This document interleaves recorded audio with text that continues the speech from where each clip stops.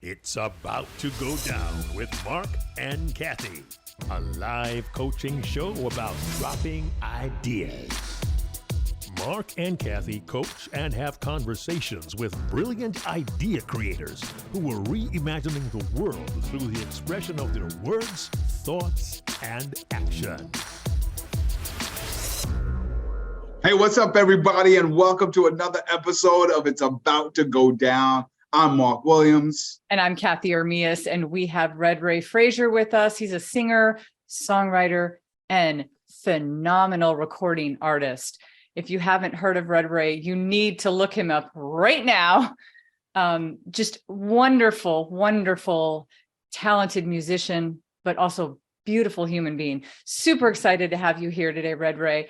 And I'm excited to kick off your idea for you. And we kind of had this conversation, and the idea that you really like to talk about, which I think speaks to how good of a human being you are, is the appreciation for what it takes to be successful in anything and how there's always a support system behind you. And so, Redray, welcome to our show, and tell us a little bit more about that. Yeah, thank you. Thank you for having me. It's a pleasure to be in this room with you. Your reach is far, on what is your sixth season. Congratulations. Thank you. Yes, it's hard enough to do things when everything is falling into place. So it makes a huge difference when the trust of those around you, the belief in those around you, support your ideas, and when you are feeling those moments when you're questioning, you're like, well, those cats can't be wrong, so maybe I should keep on going. But yeah, this particular field, it's for a lot of people, it's a very unconventional route to take. I know that, when parents are probably raising their children, they're thinking doctor, lawyer, accountant, engineer, but my parents probably thought those same things, but I also grew up in a musical family, so that's part of the family business. So to dream, and to dream big, to take risks, that's just what we do. So when things maybe didn't go in the direction in which I thought they might go, and I had to pivot, no big deal. No big deal. No big deal at all out of all the pivots? Well, as long as we believed in what we were doing, that trust, it was made clear. And I realized that's kind of unique. Not everyone had that, but I'm forever grateful. I'm curious, Redray, what was I always hate saying what was the biggest. I sometimes hate putting superlatives on it. So I'll just ask you, what was a memorable pivot for you as in your journey into music? What was a memorable pivot for you? So I'll start by stating that it was all around me, and I'd been a part of family groups as a child. I sung in choirs, my dad's church choirs. But I also, I was a kid, and I had brothers and cousins that were athletic, and so I thought I was going to be a professional athlete. And I worked really hard when I realized that I was good, and I realized that that I had support. My mom was my biggest fan. So she would go to practices. She would show up at every game. I would hear her. I played football. I was a running back. So one of those positions where there potentially is a lot of glory. And I had a lot of glory. I was fast, and I knew the sport. It was a knee injury that I suffered in high school, and blew my knee out. And it wasn't likely that I would be able to participate again, but I didn't let that stop me. I went off to college, and I redshirted my freshman year. Was invited to summer camp for my sophomore season, which, well, I guess freshman, because I was a redshirt. And it became clear that I wouldn't be able to participate. The team doctor wouldn't take responsibility for the injury. The knee was that unstable, and I'd been doing football, playing sports all my life, and to at that point have to pivot. It was a very difficult thing, and I searched long and hard for a direction, and I got deeper into my studies, and that was wonderful. But I wanted something that brought me the same amount of joy that that football and track and field gave me. And lo and behold, it was right under my nose the entire time. It was in the family. It was in the family. Yeah. So Redray, the support that we're kind of talking about and the idea that you have, because we're starting in this space of like, we're going back to high school, and, we're hearing how, I love that question, by the way, Mark, we're in this moment where we're like, what was something pivotal? And we're already seeing the huge inklings of support system within your own family, which is awesome. I mean, one of the first things that goes up for me in my, in my like idea brain is like, ooh, I don't know if everybody would have that support if they didn't come. Like, let's say your family wasn't a music family. Like, how there's some families, and it's kind of in their family, like there might be a family of doctors, and they just expect the next generation to be doctors and continue. So it sounds like you had an immense amount of support in that area, which is incredible. Yeah. And it wasn't the that you have to do this type of thing. Well, maybe in some cases. Just a little bit, maybe. But it was very nurturing, and I can recall. I might be jumping around a little bit. But I can recall that when back in my youth, and was just starting to play instruments. It didn't matter who rung our doorbell.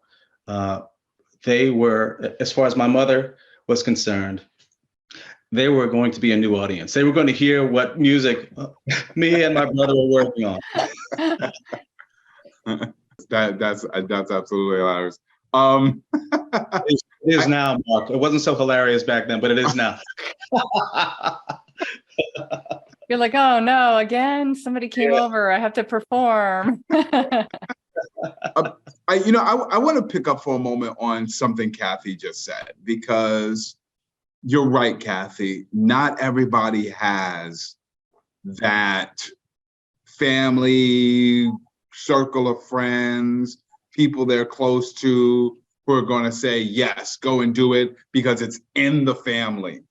And I think it would be wonderful if you had the opportunity, Redray, to share this message about support to people who have that support. But I'm curious about the people who don't have that kind of support. How do you find it when you're not surrounded by it? Well, you still have to have that trust in yourself to make the right decisions and do what is best for you. And that goes across the board in any field. In order to find your own happiness and fulfillment, it really, at the end of the day, it's not about your surrounding. It's about how you feel and how comfortable in your own skin that you are with the choices that you make. And if there isn't that support for you, and you know that it is something that you need to do, then you have to work to see it through. And there are no shortcuts. There's no magic elevator. No doubt. I love that. You said something at the beginning. Didn't you love this? I think we were both writing it down, Mark. We're a sucker for a really good line. And when he said, it's hard enough to do things when everything is falling into place, I was like, mic drop. Quotable. I know. I was like, so true, right? I mean, you kind of started this episode with this thought of like, and I think it sets it up for the idea that you're talking about, Redray, whether that support initially starts from within you, like you said, trusting yourself and believing in yourself, or if it's maybe somewhere down the line and you can look back and you can appreciate and know that nobody does anything completely alone. And that even if you didn't get the support in the places that you were hoping that you would get it, you will find it from other people along the way. I think you will. And that becomes your community, you know? Ooh, I love that too. You know, it's not that we want to live in a bubble, because that's not what it's about. But we definitely want to ride with the people who can converse with you constructively, and maybe when the ship is kind of veering in a different direction, their trust and I guess their experience with you, with us, sort of guides their conversations with you, guide you back in the right direction. It's a never-ending thing, you know. No matter where we are in this part of the journey, you know, we all have some doubt from time to time, and you know, we have to kind of reflect and keep it moving. You know, that's so right. And I'd like to connect it back to that quote that Cathey already said we love so much. Because here's what that line and what you just said brings for me. It feels really good to be surrounded by people like Mama, and everybody knows I'm world champion of Mama's boys. Sure. Hey. I'll share the title though. I'll share the title. I'll share the title. Right? There could be more than one world champion. With that said, some of us have mamas who will say the wonderful things we need to hear, even when we're not so wonderful, right? You know, and I've often heard that sometimes, and I think this alludes to the quote you used earlier, sometimes that alludes to the fact that some people in your support circle say all the good things. Sometimes those aren't the things that build you up. Sometimes you fall apart because they're saying all the good things around you. Yeah. There's a lot of truth in that. Well, it's all true, quite honestly. One of the things that I'm grateful for is that if I wasn't doing what I'm doing the way I'm supposed to be doing, now that would directly reflect how I pay my bills. Yes. So, as humble as I would like to be, I realized that I'm good at what I do, Mm. and I'm thankful for that. Um, and uh, and I also know that when I was working towards this, I wasn't as good as I am right now, so I didn't get the work that I get now. Hmm. Okay. Okay.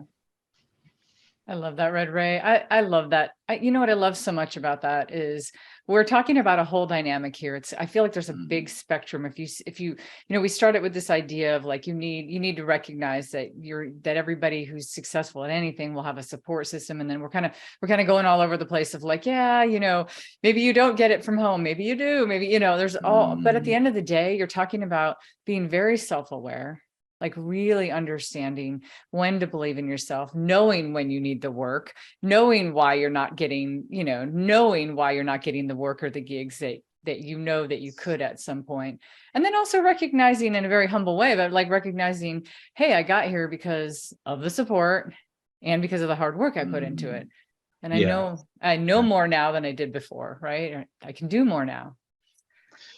Yeah. Hey, Redray, Yes. I'm gonna ask you a question, and then it's gonna lead into.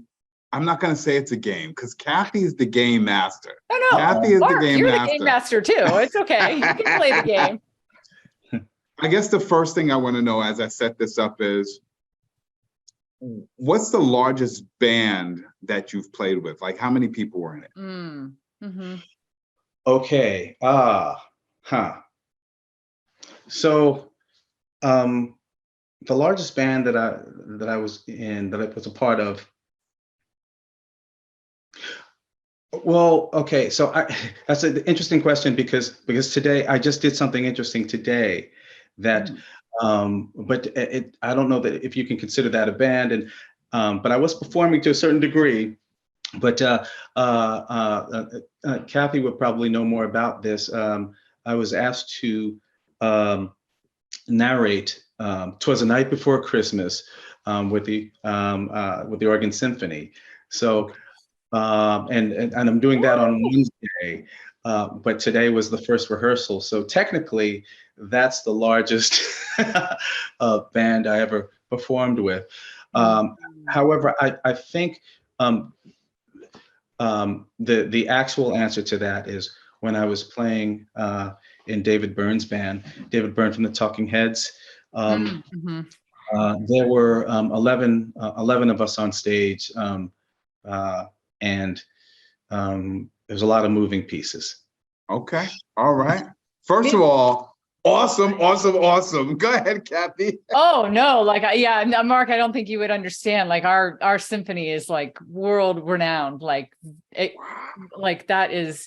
And so when you were saying big, I could see Redray's head turning like, do you mean big by numbers or do you mean like, and so maybe the right question too is like, what's the largest gig in your mind? It could even just be the venue so I'd love to add on to that question. Like what feels the most special to you? Because it's not to discount from anything that you've ever done. So, and each is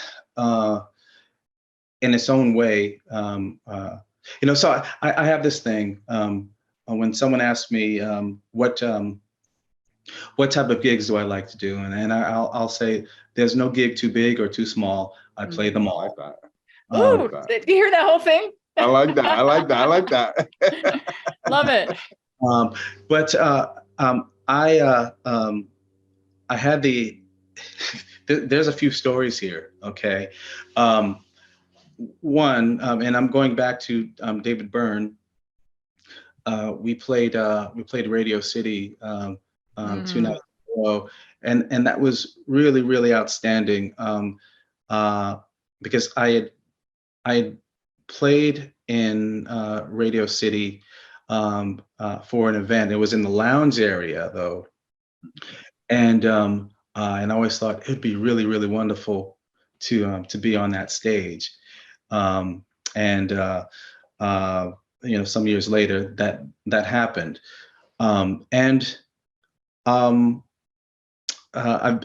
been in front of, 50, 100,000 people before on like festival stages with bands that I fronted, and that's been a blast. But one of the most memorable things is how Cathey and I know each other through TEDx, and I was asked to perform for TEDx in 2017, and when I first got the invitation, I thought that I thought that it was going to be a full-blown talk, and I was like, well, that's pretty cool, but what do they want me to talk about? I'm not, I don't know that what I've done is that remarkable that the whole world needs to know about it. But I was going to say yes anyway. Nice. God, I love that. Yes, I do. How do you say no to TED? It just doesn't make any sense. But I learned that what they were looking for was a performance, and I was like, all right, cool. I'll bring my band with me, and we're firing on all cylinders. I had recently put out a record. I know there's definite relevance.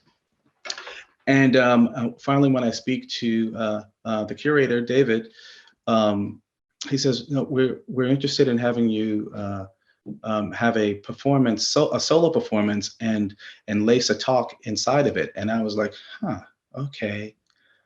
I haven't done a solo performance in about 7 years. So it automatically brought out some real nerves.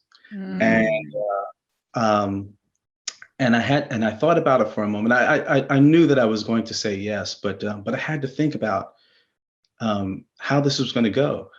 And as it turns out, it was one of the more memorable experiences of my entire performing career. And it's because of the hearts and the souls that were in that room. And from the moment I stepped on the stage and delivered a single note, it was I just wasn't prepared for I call it a tidal wave of love that came back at me.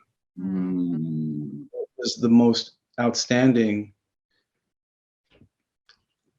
experience to that date, I believe.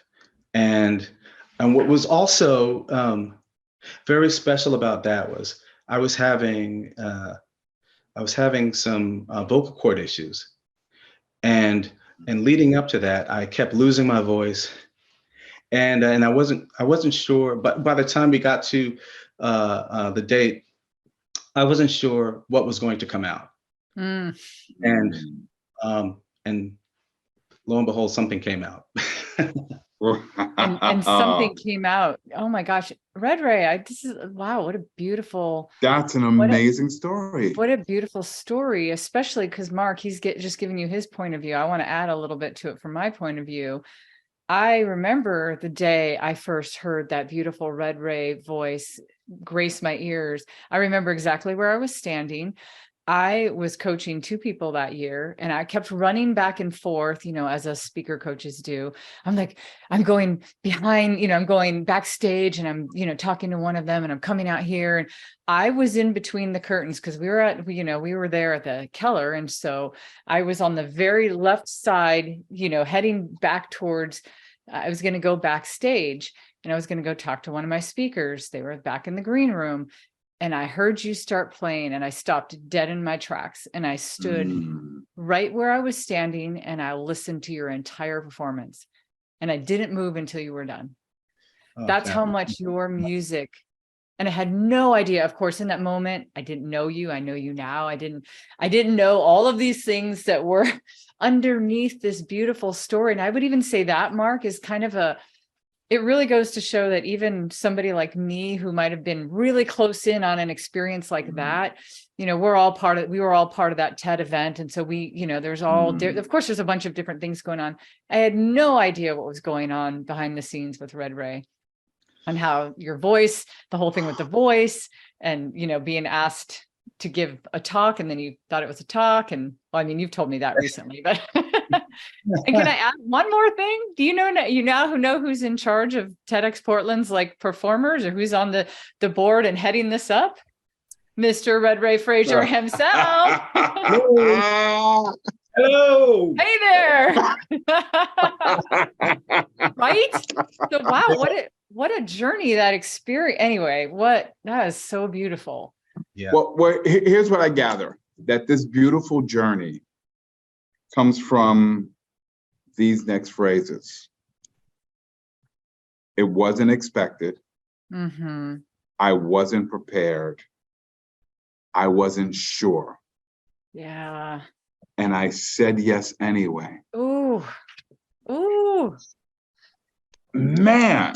So now, because there's a method to the madness always, right? When we ask these questions, I think about doing something that's completely unexpected, something you're not prepared for, something you're not sure how it's going to work out. Your vocal cords are not working. It seems like everything's just going to fall flat. And you say yes anyway, right? And that tells me that the ability, the willingness to say yes comes from a number of things. One, your belief in yourself, and two, the support that you've been given, right? And I'm curious, when you talk about the support, aside from mama, and here's why I asked about 11, here's why I asked about the number of people that you performed. It was really my weird way of trying to come up with a random number. And the random number is 11, but I'm gonna round it up to 12 because there's 3 of us. Yeah, I know. I used to play these tricks all the time in my classroom. People are like, Mr. Williams, where are you going with this? I'm telling you. Remember the number 12 that came from 11, and that's going to be 4, 4, and 4. So Cathey, you got 4. Redray, you've got 4, and I've got 4. Okay.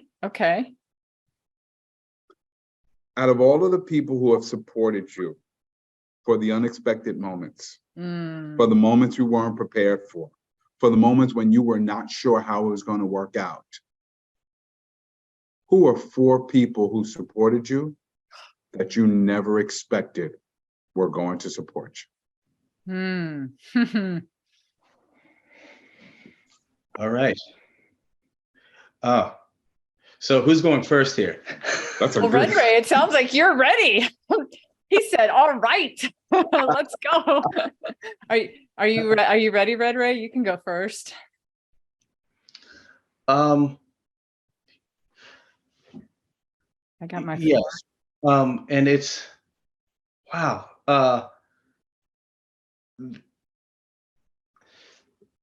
They're the ones that I expected, but the ones that caught me by surprise. I'd have to say one of my closest friends, Monch. I would say my brother Paul, who I'm working with to this day. Mm-hmm.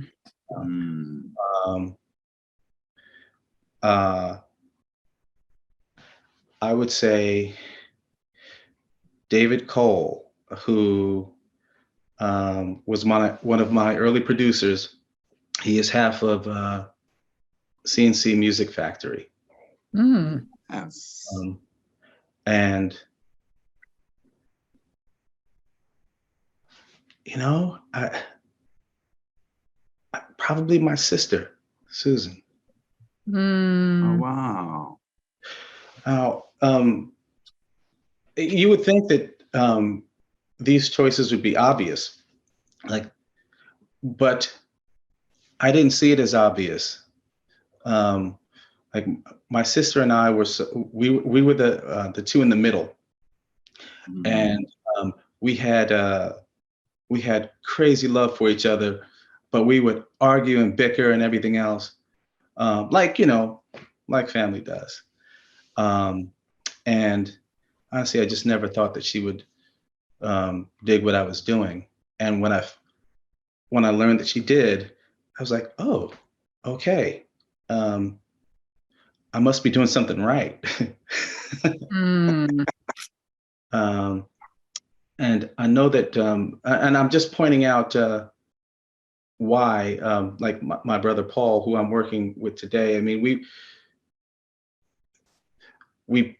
he was he's such an amazing musician, and he was starting out like he was always like head and shoulders above everyone else. So when I guess it was that tough love sort of thing with him, but I certainly didn't realize that that he was appreciating what I was doing until it was made obvious that he was appreciating what I was doing. And yeah, and we're producing my record together now to this day, you know. Wow. So phenomenal. Cathey, before you and I answer, I wanna ask Redray a follow-up. Why do you think it's so important, or why do you think it might be important for people to think of the people you never would have thought of that have been supportive? I think it's well, it's important because, you know, it just tells us we don't know everything, you know, and it also says, you know, don't take any shortcuts when you think no one's watching, you know. I love that as well. Wow. That was a pause moment. You just dropped us on silence right there. Yeah, you did. I mean, wow. A lot of this conversation has been kind of pause moment. You know what? Before I answer, Mark, if you want me to go next or you go, I don't care either one. I want to bring this back to the surface because you just so eloquently took us into this space that I think is really cool. And I said my brain started going into like this mode with Redray and what, you know, if he were standing on a TED stage and he was giving a talk and it was only a talk, Redray, like what would this thing be? And then it hit me that what you were saying, Mark, is it's almost like the bigger idea is say yes anyway. And then the support of that idea is know yourself, push yourself, know your support, lean into your support, lean into your community. So it's kind of like that would be the structure of it. It's like say yes anyways. Like you're not going to be successful if you're not doing things that aren't freaking you out and you're wondering how you're going to do it. So really, when we started with the idea of the support in an ironic twist of fate would end up being the support to the support would be supporting the bigger idea, which I think is say yes anyway, which you pulled that out of Redray, which I liked so much. It was so good. You know, I would imagine too that growing up, you know, a preacher's kid, you know, you know, there are just some faith moves that you just always make. You know, I can always recall. You know, some of the deacons in the church, you know, always saying, you know, the Lord will make a way somehow, you know, and no matter what it is you believe in, you know, there's something in your life that has worked through you, and it is ensuring you that we're going to be okay. You know, we'll make a way somehow. You know. Yeah. And I think that's always rung true. You know, that if you show up and if you're present, you know, whether it's what you think is going to happen or what's actually going to happen, something's going to happen, and you have to trust that that all of your life lessons is what will shine through. God, Redray, you are just yeah, I know. Mark's like 10. Oh, Redray, this is so great. I love what you just said too. I love this thing that you said. It's a faith move. I love that. I kind of love that. Maybe that's kind of maybe that would be the idea, is like, what are people's faith moves? Like, you could look back into your life too and be like, when did you say yes to something that like you had no idea why you actually said yes to it, or how you were going to achieve it, or what you were going to do. And then it happened, and it happened again, going back to it happened because of the support of other people. And then, just the way you leaned into your own self and believing in yourself. I love it. So good. I love how this idea flipped on us, Mark. It just like, it's so good. Okay. Really quickly, my 4, because this is such a good question, and it just made me think. So Redray, you might share world champion of Mama's Boys with Mark, because he loves that. He's like the world champion. Like that's his title that he's saying that you two share. I think we also share, love for sisters. So of the 4, I would say my sister was the one, and I have a little micro story about it. Mark, she'd be taking the E train from Queens, right? And then she'd be going out to this meeting, and she'd be in Midtown, and we'd be on the telephone together. And I was just starting my business, and I was like many times literally crying on the phone. And she had these moments that I did not know about, but she would be down at the 53rd and Lexington stop, right?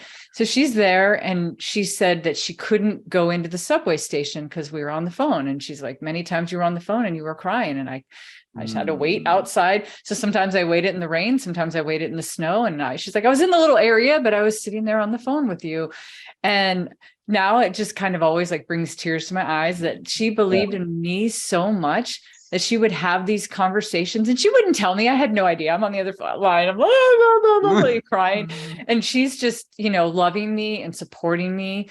And, and she said something to me one time that I'm going to share with everybody, because it was such a good, it just hit me in a way that I thought was a really cool thing. She said, Cathey, yeah, I have a good job. She's a patent examiner for the U.S. Patent Office. She's like, yeah, I have a good job. I worked hard. I went to engineering school. I have this. I make good money. And she's like, and you might make $20 this year. She's like, but your earning potential is so much greater than mine. And it was just that thing that she said, that where she believed in me. And you would know that, Redray, as some kind of artist or entrepreneur, sometimes you're starting from like so low. It's like you don't have this stability or paycheck and stuff. And so anyway, she was the one. The other 3 I'll just name really quickly, because that my story was on that one. My friend Lou Raja, he was also the one that kind of kicked me into like, why are you waiting to start your business? You've been creating your business your entire life. And so he really did that. And then my mom, of course, as well. I'll share that with you guys. My mom shows up at my stuff, and I still think she doesn't know what I'm doing. She's like, she sat through an entire workshop that I ran one time. And then I heard her 2 months later trying to explain to somebody what I do for a living. And she couldn't. I still don't know what my daughter does, but she's very good at it. But always supporting me. And then one was Mr. Jackson. He was the principal of my high school, who believed in me in a way that he had no basis for believing me. But we had a lot of family problems when I was growing up. We had a mixed family, and there's a lot of problems. And I missed a good portion of a school year. And he advocated on my behalf to the school board for our county or whatever, to allow me to play softball one more year, because I had to take another year over, which was unheard of. Like, it was just something that they did not do, and he found a way to actually make it happen. So that's incredible.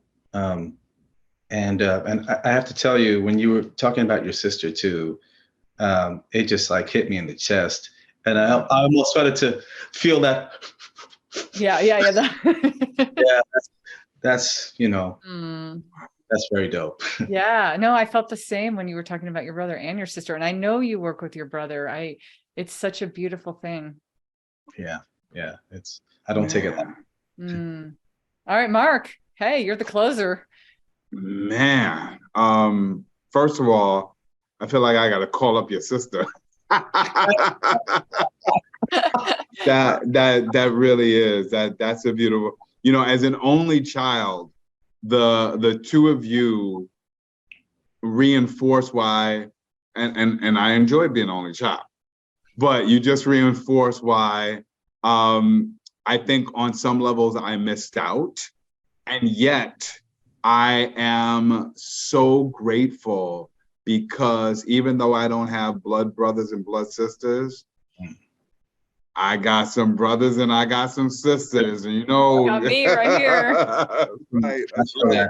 Yeah. There are quite a few people who come to mind for me. I always talk about my second grade teacher, Mrs. McAtee, who made me cry in class, and yet she's probably the most influential teacher I've ever met. I got a friend named Randy who, you know, has always called me a people person. And knowing his A-type personality, I always thought, yeah, he doesn't really like people versus people. But he's a person who's always recommending me for things that I never would have expected. So I really appreciate him. But I guess the person that I'm going to think about right now, and yeah, I think about my cousin Teresa. I always talk about her because I wasn't her child, but she always treated me like her child. And the detour that I ended up taking in my education would not have happened in the right direction if it were not for her. But the person I think of right now is my father-in-law, may he rest in peace. Good old Peter was real protective of his family. You know, you got to make sure you got the right man who's going to marry my daughter. And he was definitely serious and rough around the edges. And it was so clear how much he cared for his family and protected his family. And he and I both kind of had this, I won't call it an alpha male thing, but I think we were both very careful around each other. You know, the talk was very serious. And I remember after he passed and I was around with his closest friends, and one of them came up to me and shared how much he spoke about me.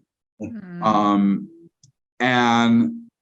I remember being surprised and so incredibly touched. Like, apparently he talked to me like I was his own son. And that has meant so much to me. And I never would have expected it. And so I already was going to take care of my family. But if there's an extra nudge that's going to help me take care of my family even more, it's the power, the memory, and the support of good old Peter, my father-in-law. Yeah. Here's to Peter. Yeah. I love that, Mark. Yeah.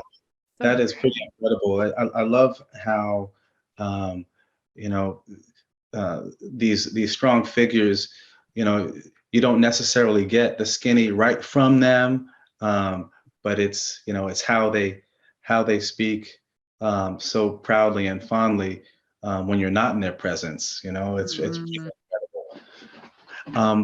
If you don't mind, I'd just like to go like to backtrack a little bit for a moment to my four, because I mentioned David Cole, who's he is probably if I have to put a finger on the most important piece of this puzzle that got me moving towards a real career in music.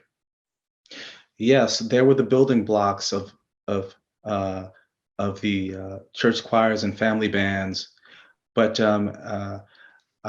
when I injured my knee and couldn't play football anymore, and decided to take music seriously, David said to me,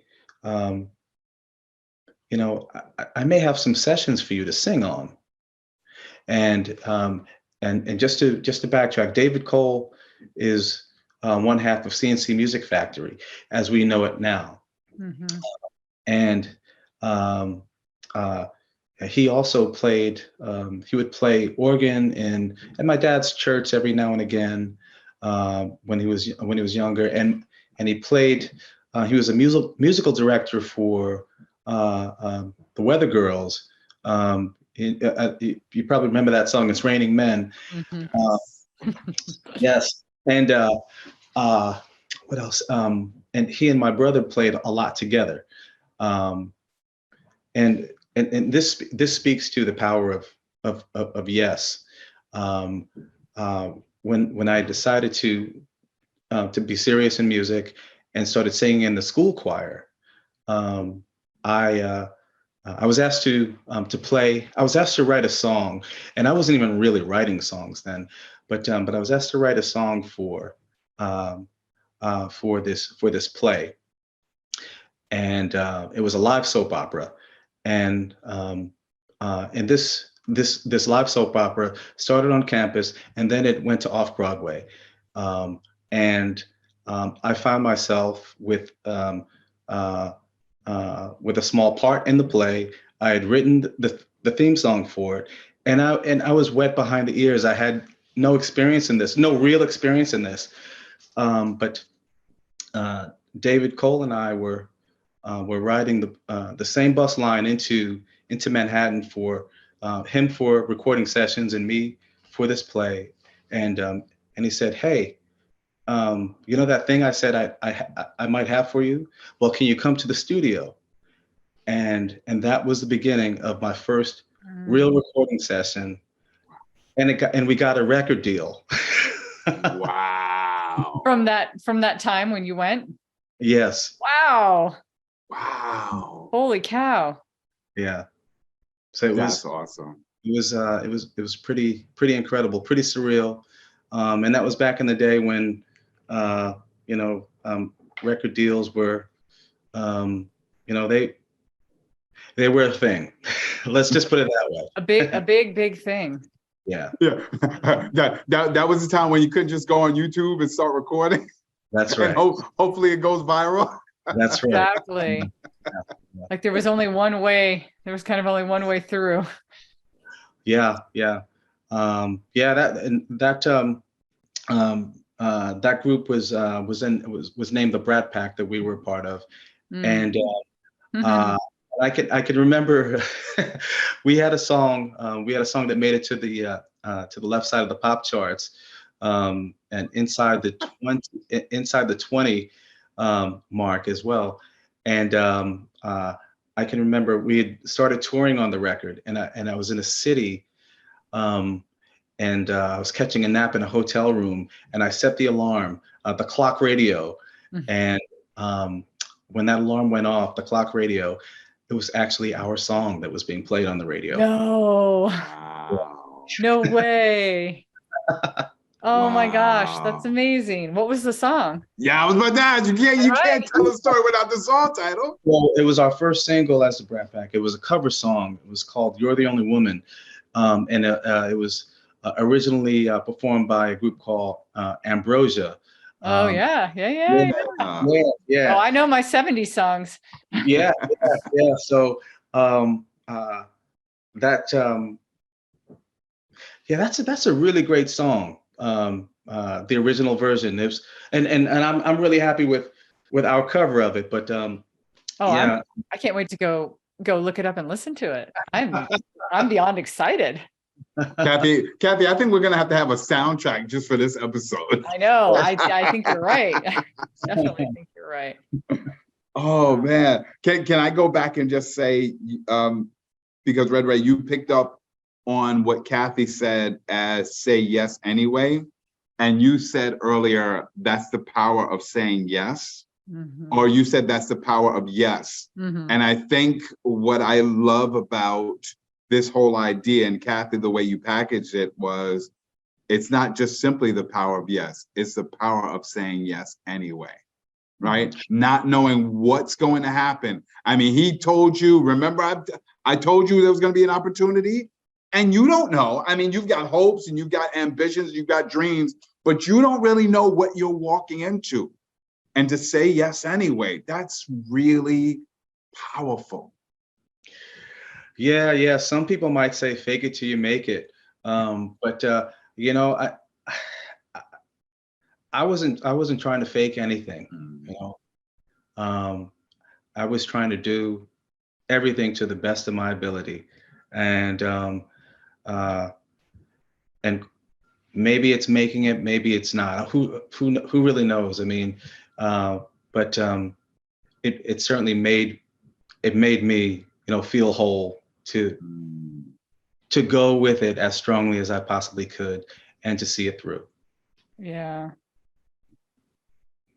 I think that Mark, I think you and I have had that conversation. I hate that. I cannot stand that saying, because I never fake it think till you that, make it. yeah, because I never think it's never, I mean, maybe some people fake it, but it's really kind of be it until you are it, something like that, right? Like just be it, like live it until, and I think what you're saying too, Redray too, is like, what does it mean anyways? What does making it mean? It's subjective. Yeah. You could have already made it in the eyes of yourself, and even if the world doesn't know that or agree with that, it doesn't matter, or vice versa. The world might think you made it, and you might be like, "No, I didn't." Yeah. This is still a work in progress, Yeah, absolutely. But I think that fake thing, Cathey and I, we've gotten to know each other pretty well over the last few years, and I'm in a short amount of time, Mark, I'm getting this with you as well. Yeah, there's just no faking. No. Yeah.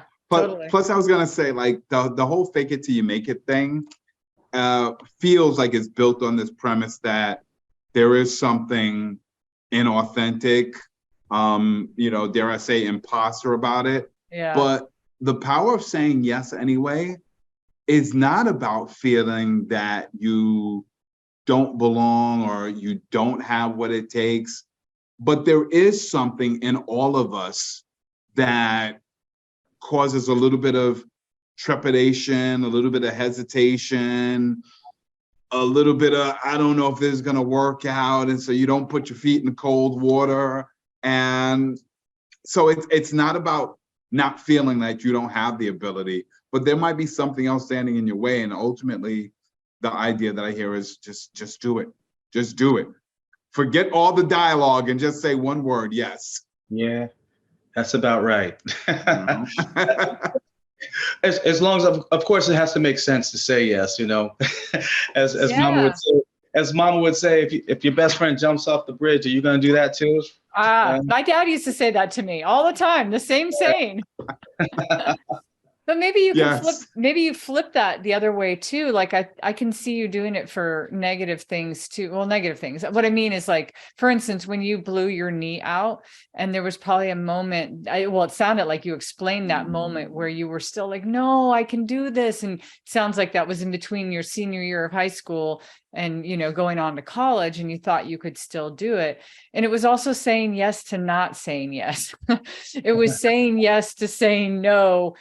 I'm not going to do this anymore. So it goes both ways. I don't think it's always just carte blanche saying yes. So yeah, and I would tie it in with something I heard you say earlier, Redray, when you're talking the story about the bum knee, and you said I had to search long and hard for something that would bring me joy. The same joy that football brought. Right. Yeah, I heard that too. I love that. Right. Yeah. And that's what we're saying yes to, right? Because as much as there are things out there that we would really enjoy doing, you would think that it's easy to say yes when an opportunity comes to do it. And yet sometimes it's still hard. And so I think this is so much about those things that bring you the kind of joy that have led you from football to music. Nice. These are, when we look at career paths and titles, yes, football is in the limelight.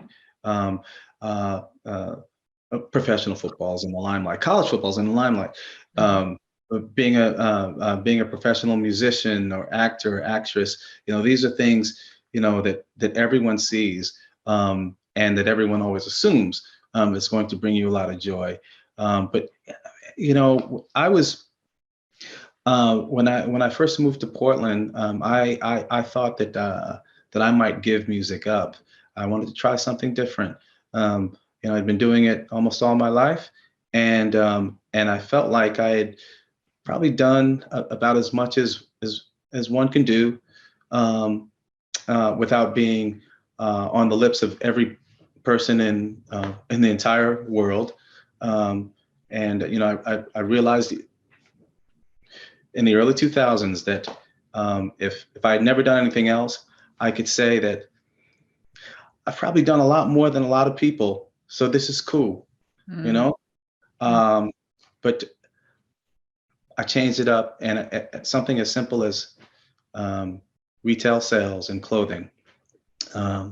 And I worked hard at that job and became a stylist and wardrobed a lot of people who were going to a lot of cool events, and some people that, they just needed to look good for a job interview,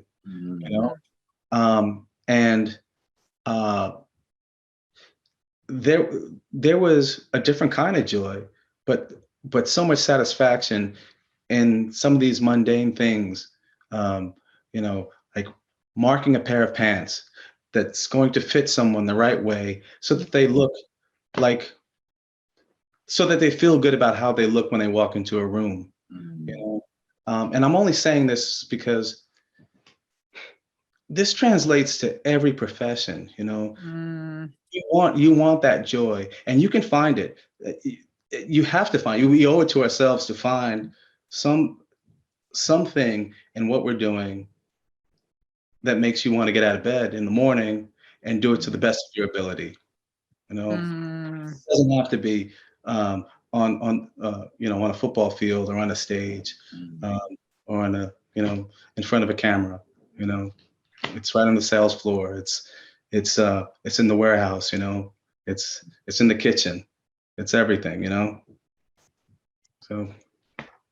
And that's how you just turned that message into something that everybody, no matter where they are, what they do, what brings them joy, what gives them faith in themselves, you just turned that entire message into such a universal message. And I just want to add here too, especially as a speaker coach, man, I don't know if you realize this, but throughout the duration of this call, this conversation, your energy level went like 1,000 degrees.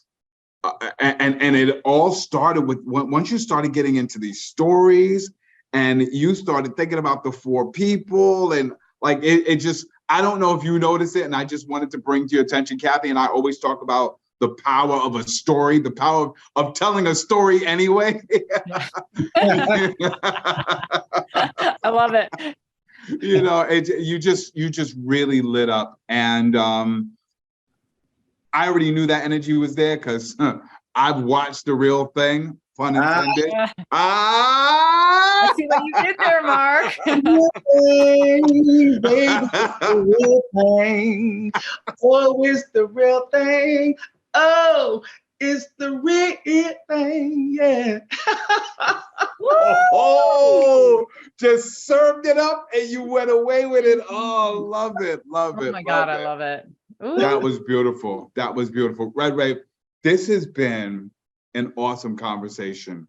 And on behalf of my sister, because I was talking about sisters earlier, and my new brother, I just want to say thank you for having this conversation with us. Thank you for reminding us of how important it is to have those support systems in our life. Thank you for reminding us of how important it is to push yourself, to know yourself, to say yes anyway. That was all the things that came up for me in this conversation, but I want to take us back to the very beginning. Cathey introduced the singer, the songwriter, the recording artist, and the whole conversation started off with how important it is to have support in your life. Almost 60 minutes later, I'm curious, Cathey's curious, everybody's curious. How has this idea evolved for you since it first started? It's always evolving and always taking shape. I've I've allowed myself to venture out into so many different things um, that I just would have never thought that I would be a part of. And Mark, I'm not sure if you're talking about the span of when I started working professionally to this point, or 60 minutes ago, and in the conversation, but it kind of all is the same thing for me. It there's a so earlier today, as mentioned, I was in the rehearsal with the symphony, and that was a new experience for me. And just prior to us getting on the call, I was asked to sing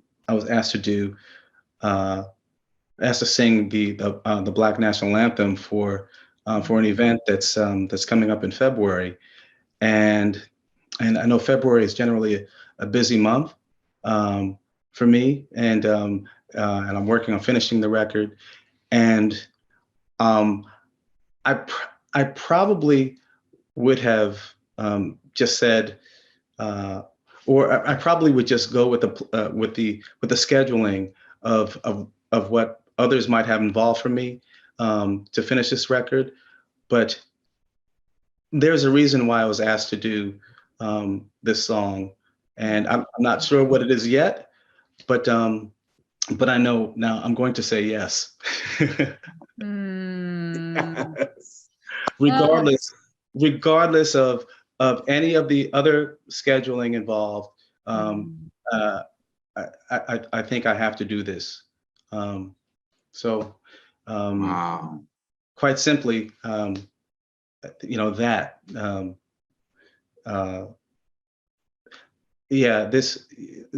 feeling, and this happens a lot when I talk to Cathey. I feel like I can run through a brick wall, I can agree with that. Things coming out of his mouth. Cathey, you make us feel like we could put on a suit of armor and run through the. Yeah, most definitely. And Redray, I think what you described, as Cathey so eloquently put it earlier, that's your faith move. Yeah. Yes, faith move. And is it evolving? I don't know so much. It's just to continue expanding, I think from 60 minutes ago to now, it's just expanding. Nice. Well, can I just say that this is the first time we've ever asked somebody, like, how has your idea changed? And he's like, he mic dropped, because what he said was, well, this is the undertone. I'm going to replay it, but my undertone, my narration. Well, we just talked about saying yes anyway. So guess what? I'm going to say yes anyways. So he literally talked about putting what we've talked about in the last 60 minutes, just putting into practice immediately. That is, that's amazing. Boom. I love that, Redray. That's it. And you sang on our show. What? I'm like, yeah. Bonus. Bonus. Kinda. It was a beautiful There was bar. nothing kinda about what you just did. There was nothing kinda about what you just did. Beautiful. Oh, man. Listen, for everybody out there who needs to say yes immediately, when we say, go look up this music by our good friend Redray Frazier, right? For anybody who needs to say yes immediately to going back and listening to classic, what I want to say, remakes of old hits from the Brat Pack. Ambrosia. Cover songs. I can't believe I even brought that up, but oh man, that was great. For anybody who wants to say yes immediately for learning and finding out more about you, how do they find out and learn more about you? Yeah, so hopefully this is very easy for everyone to find. It's redrayfrazier.com. So RedraysFrazier.com. And I'm on all the socials that way: Facebook, Twitter, Instagram, Redray Frazier. And I am everywhere you can buy and stream music. Nice. Because nice, he's the real nice. thing, because that's what he is. Redray, the real thing, Frazier. Yep. I like that. I like that. I'm going to put it on the t-shirt. Yes. Yes, you should. The real Yes, you thing. should. Redray, the Oh, real thing, definitely. Frazier. Definitely, definitely. Well, listen, again, thank you for so much for sharing this time with us. And for everybody who's watching, if you have an idea that you eventually want to one day put on a t-shirt and put it out for the rest of the world, definitely get in touch with Cathey and I. Go to it'sabouttogodownshow.com. Learn about the history of the show. Oh, 6 seasons in and counting. Going and going and going and going. Because guess what, Redray? When I got a call almost 2 years ago from Cathey, do you have an idea? Guess what? I said yes anyway. Yes, you did, actually. Yes, yes, yes. And indeed, for anybody who's watching, definitely get in touch with us if you want to join us on our show, or if you know anybody who would like to join us on our show and talk about that idea. But until next time, make sure that you tune in immediately and anyway for another episode of It's About to Go Down. It's about to go down, y'all.